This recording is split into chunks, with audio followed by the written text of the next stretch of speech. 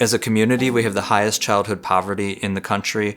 We have the worst digital divide in the country, and unfortunately the 9th most segregated city in the country. And so those are stressors that face our community.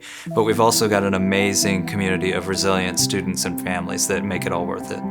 So a year ago, when COVID struck hard and closed schools, we were a district that didn't have access to digital technology and suddenly weren't allowed to have our students in schools. So we had to take some pretty creative responses. But we also had to respond for the longer term. COVID's been almost a year now. And so over that time, we also have had to raise money and invest in over 37,000 devices for students to use and over 25,000 hotspots to connect this disconnected city so that we could work in a virtual environment like so many of our peer districts already were doing.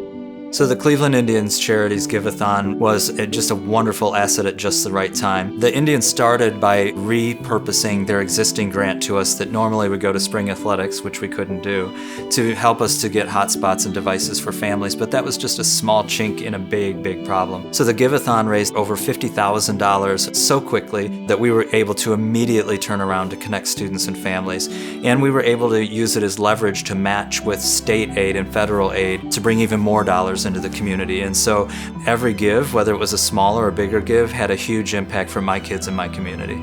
Closing this digital divide, which is something we've managed to do over the last year with a lot of support from Cleveland Indian Charities and others, has been really critical at reaching the success milestones that our students knew they could achieve. You know, the Giveathon created those tools that allow my students to do these things. People who gave to the Giveathon often wonder if they make a difference, and especially if you're somebody that doesn't have the ability to give a lot.